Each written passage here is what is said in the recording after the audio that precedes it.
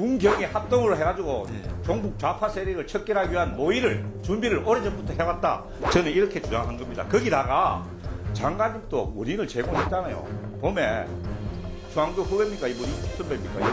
여인영 후배입니다. 예, 방첩 사령관하고 그 후배들 불러가지고 식사도 하고 그랬지 않습니까? 거기 후배는 여인영 사령관 외에는 없습니다. 예, 이런 것들이 모여가지고 지금 이 정부의 45년 만에 발생한 내란 모의라는 그런 주장들이 지금 쏟아지고 있습니다. 그거는 이제 견강부회라고 생각을 하고요. 그거는 이제 견강부회라고 생각을 하고요. 장관님, 지금 장관님 웃으시면서 답변하시는데 옛날에 김용현 장관도 그랬습니다, 장관님. 45년 만에 벌어진 초유의 비상계엄, 아니 내란 혐의라고 하겠습니다. 이 이후로 윤석열 대통령은 종북 반국가 세력 척결이라고 이유를 말하고 있습니다.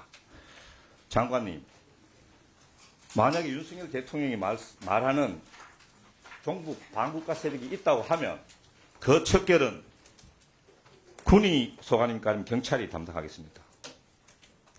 이거는 전쟁도 아니고 사변도 아니죠. 내치니까 경찰이 담당해야 되는 거 아닙니까? 어떻습니까? 원론적으로는 그럴 것 같습니다. 그런데 반국가 세력이 누구냐에 따라서 좀 달라질 수는 있을 것 같은데. 예, 총체적인 반국가 세력인데요. 제가 보기에 이번 내란 혐의에 대해서 내란 모의에 대해서 굉장히 오래전부터 준비해왔다. 특히 지금 장관님이 답변하시는 이런 모성을 해결하고 강력하게 반국가 세력 척결을 위해서 준비해온 정황이 있다. 저는 이렇게 봅니다. 6월 28일 여인영 방첩 사령부 사령관하고 우정수 국가수사본부장이 협약서 체결했습니다. 장관님 이거 알고 계십니까? 네, 알고 있습니다. 여기 보면 여러 가지 정보교류, 수사협조 이게 나와 있거든요. 네. 장관님 여기에 대해서 어떻게 생각하십니까? 그거는, 저는 네. 이런 게 한 가지가 있었다고 해서 뭐 이게 내란을 모했다 이런 생각으로 보지는 않습니다. 그런데 지금 황당무계한 일들이 우리가 처음에 김용현 장관이 뭐라 그랬습니까? 쿠데타에 대해서 있을 수 없는 일이다.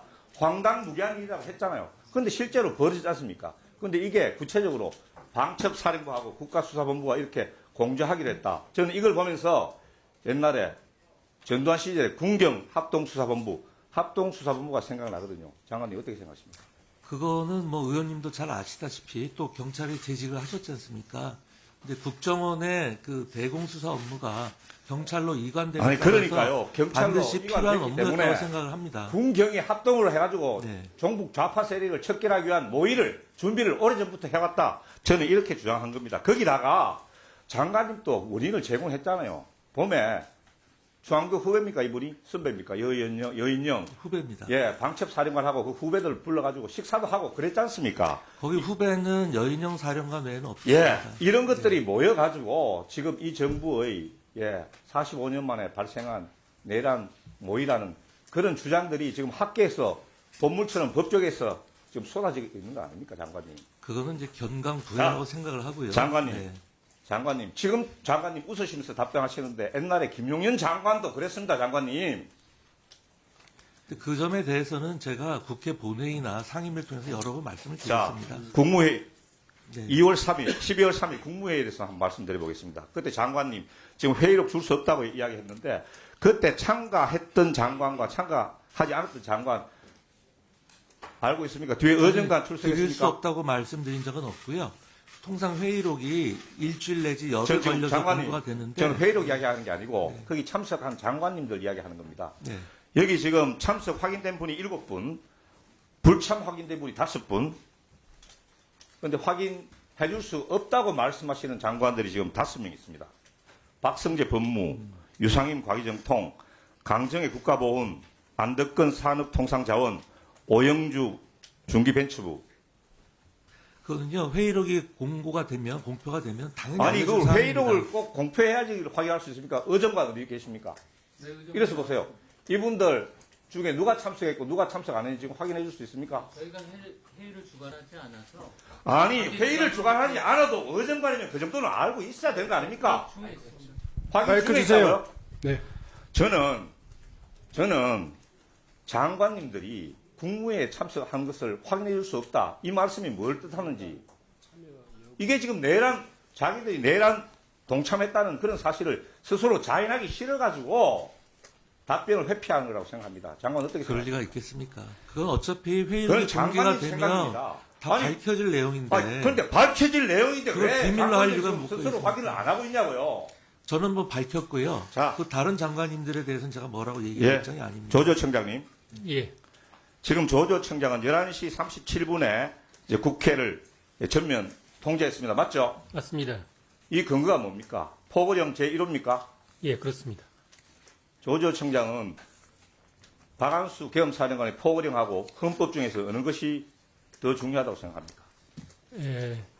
당연히 헌법에 수임을 받아서 보고력이 만들어지는 것이고, 그리고 국무회의를 거쳐서 짧게 하십시오.